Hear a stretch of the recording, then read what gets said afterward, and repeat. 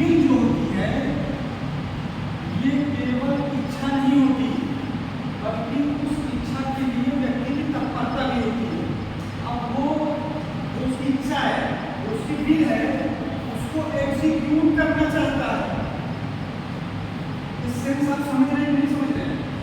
एक तो होता है कि हम कुछ सिर्फ इच्छा कर रहे हैं, चाह रहे हैं, लेकिन एक ये विल पावर, इच्छा शक्ति, उस इच्छा से आगे का एक स्टेप मांगा जाता है। अब जो आप चाह रहे हैं वो आप करने को भी तैयार हैं, ठीक है ना? तो ये जो विलिंगनेस है, ये जब प्रपोजल किया जाता है एक पार्टी से दूसरी को, इसीलिए where agree to living willingness लिखा हुआ है। अब वो व्यक्ति कुछ करने या कुछ करने से प्रवृत्त रहने के लिए यहाँ टू डू और टू एब्सटेन फ्रॉम डूइंग, इन दोनों के लिए क्या है? पूरी विलिंगनेस दिखा रहा है। अब उसको किस बात को इच्छा करनी है? एक्सेप्टेंस की। जैसे ही ये बी ए के इस प्रपोजल को एक्सेप्ट कर लेगा, अब ये क्या हो जाएगा? उसमें बाइंडिंग एलिमेंट जनरेट हो जाएगा। क्यों बाइंडिंग एलिमेंट क्यों जनरेट होगा? प्रपोजल प्लस एक्सेप्टेंस क्या हो जाता है? प्रॉमिस हो जाता है, वचन हो जाता है। इसीलिए क्योंकि जब कोई चीज प्रॉमिस होगी तो इसमें बाइंडिंग नेचर कहाँ से आएगा? यहीं से ट्रांसफर हो रहा है। अब जो उसका लीगली बाइंडिंग एलिमेंट है, नेचर है, प्रपोजल प्लस एक्सेप्टेंस, आप ये जब यहाँ पर जाएगा ना तो वो बाइंडिंग नेचर यहाँ कैसे आएगा? यहीं से वो binding element. Invitation to offer जो होता है, और ऑफर थोड़ा सा कंफ्यूजिंग कैसे?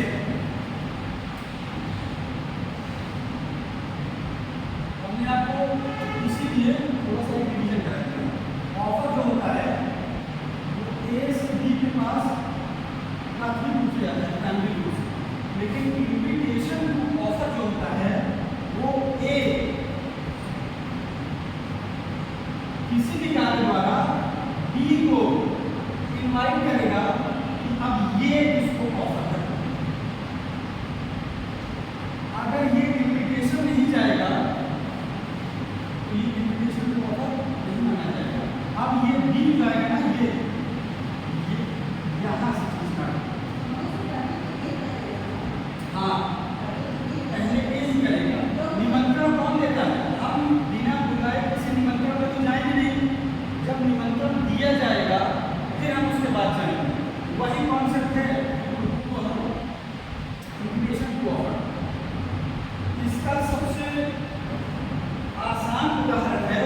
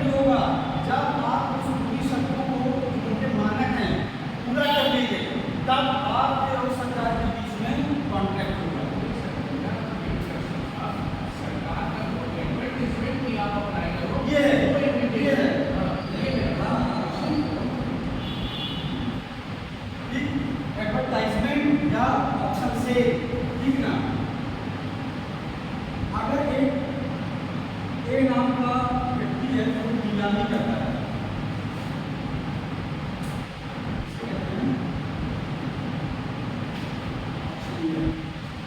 ये एक नीलामी का एक ऑप्शन से आयोजन करवाता है। अब उसमें आप गए और क्या लगा रहे हो, बोली लगा रहे हो। तो ये क्या है, आपका बोली लगाना क्या है,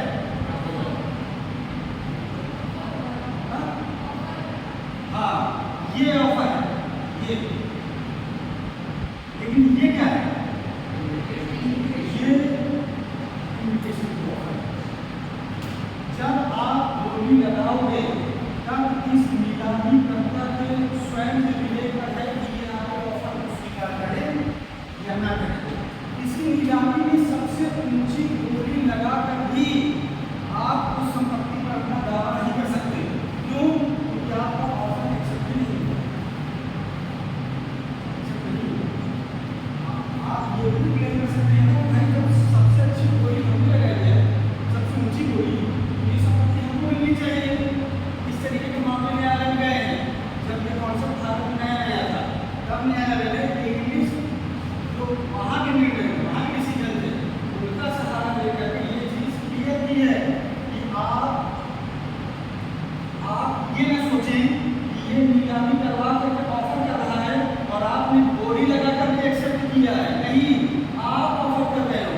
अब ये एक्सेप्ट करेगा कि नहीं करेगा, अगर नीलामी करता आपकी सब जो भी बोली अगर एक्सेप्ट कर ले तो फिर मामला बिगड़ जाएगा।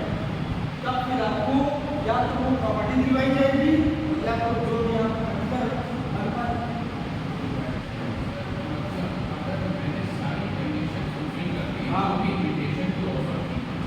जो भी इन्विटेशन को ऑफर तो उसकी कुछ कंडीशन होगी। फॉर एग्जांपल वो ये कि अगर मैं टेंडर ठीक है तो उसमें मांगते हैं कि 5,000 रुपये कंपनी होनी चाहिए और मैंने लोएस्ट बिडिंग कर लोएस्ट बिडिंग के आधार पर मुझे मिलना चाहिए करेक्ट बेसिस। लेकिन सरकार के पास ये राइट अभी भी है कि वो मुझे रिजेक्ट करके भले ही है पूरी नीलामी खारिज कर सकती है, होती है। पूरा ये जो टेंडर किया जाता है ये पूरा टेंडर में रस हो जाता है। वो सरकार को पढ़ने की तो सरकार टेंडर में रस है, सब कुछ हो चुका है, सिर्फ अलॉटमेंट बाकी है तो टेंडर में रस हो जाता है। इसीलिए क्लेम नहीं होता कि आपके ऑफर पर एक्सेप्ट नहीं कुछ नहीं मिलेगा। जब एक ऑफर को एक्सेप्ट किया ही नहीं जाता तो कंपल्सन की चीज का प्रॉमिस तो बन ही नहीं पाया। ठीक, इन्विटेशन का ऑफर आप समझे, इसमें सबसे इम्पोर्टेंट चीज जो आपको याद रखनी है वो ये है कि इन्विटेशन ऑफर के आधार पर कोई बाइंडिंग एलिमेंट नहीं जनरेट होता, पहली चीज। दूसरा, इन मामलों में जो व्यक्ति आपको इन्वाइट कर रहा है उसका जो इंटेंशन होता है, एक बताया था, ये जो इंटेंशन होता है, आशय होता है, ये तत्काल करार कर लेने का या करार करने का ही नहीं, इंटेंशन नहीं होता। ये एक और कमी है इसमें।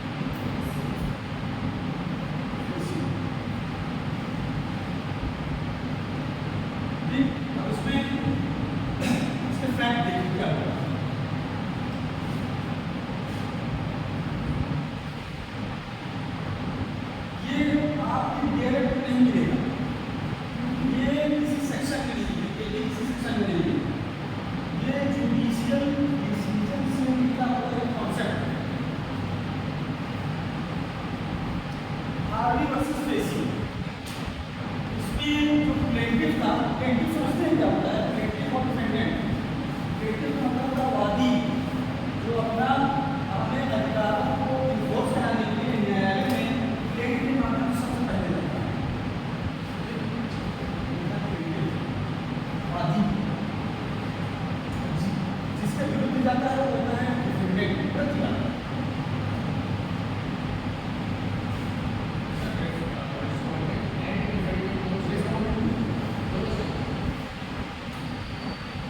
हार्वी ने फेसी को एक तार भेजा, ये दोनों व्यक्तियों के नाम पार्टीज हैं। हार्वी ने फेसी को एक तार भेजा। इस मामले को बम्पर एंड हॉल केस कहा जाता है। ये एक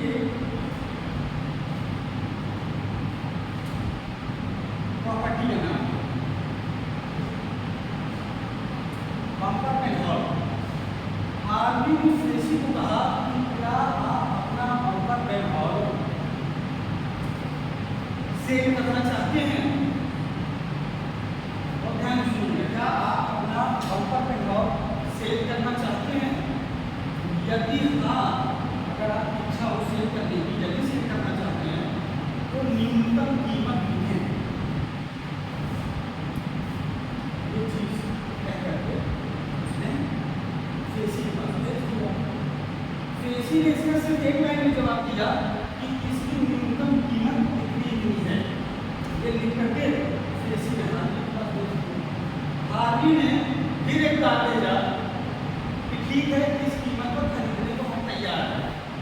हार्वी ने फिर फेसी को तार दिया और ये लिख करके कुछ दिनों बाद फेसी उसको कहा भाई आपने जो न्यूनतम कीमत हमको भेजी थी, हम खरीदने को तैयार हैं, चलिए एग्जीक्यूट कीजिए।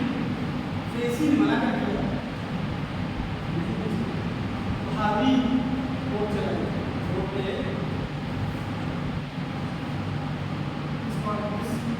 सो कॉल्ड एग्रीमेंट को एग्जीक्यूट कराने के लिए न्यायालय। तो अब आप ये बताएं कि इसमें क्या होना चाहिए? ऑफर था, कम्युनिकेशन को ऑफर था, ऑफर कौन करता था? इसका तार था, कम्युनिकेशन को ऑफर कौन सा तार था? तार मतलब टेलीग्राम।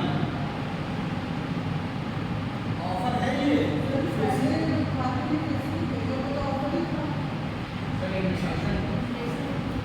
कौन सा टेलीग्राम कम्युनिकेशन को?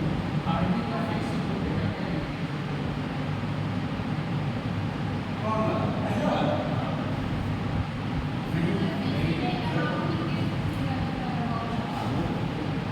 जब फेसी ने उसकी न्यूनतम कीमत का तार भेजा था, वो इन्विटेशन को ऑफर था।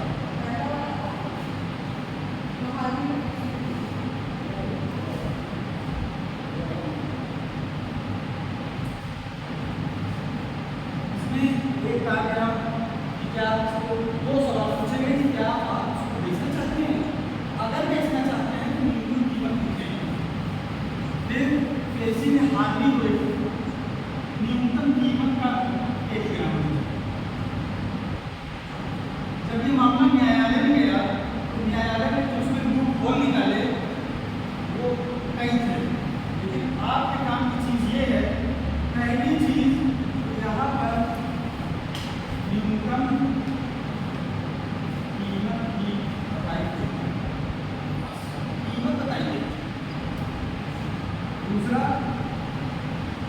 इस पूरे वार्तालाप में, कम्युनिकेशन में विक्रय से विक्रय का कोई उल्लेख नहीं।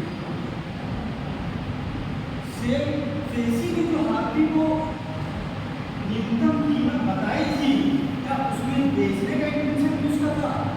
नहीं था। फेसी ने जो न्यूनतम कीमत बताई थी, उस वो टेलीग्राम जो था वो इन्विटेशन टू ऑफर था। अब हार्वी को क्या करना चाहिए था? फेसी के टेलीग्राम के बाद अब हार्वी को अब एक ऑफर देना चाहिए था। आपके द्वारा बताई गई कीमत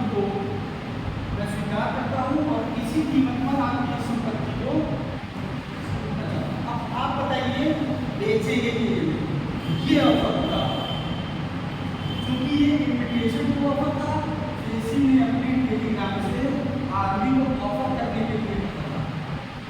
तो ऑफर में बाइंडिंग नेचर उसे एक्सेप्टेंस वाली आएगा, ठीक।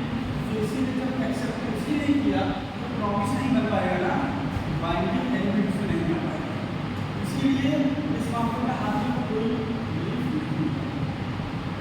ये एजुकेशन को ऑफर था। आप डेली लाइफ में जैसे शॉपिंग मॉल जाते हैं ना, तो शॉपिंग मॉल में क्या होती है, हर कंपनी की अलग अलग रैक्स लगी होती है जहां पर वो अपने प्रोडक्ट रखते हैं। तो ये क्या है, ये क्या ऑफर कर रहा है,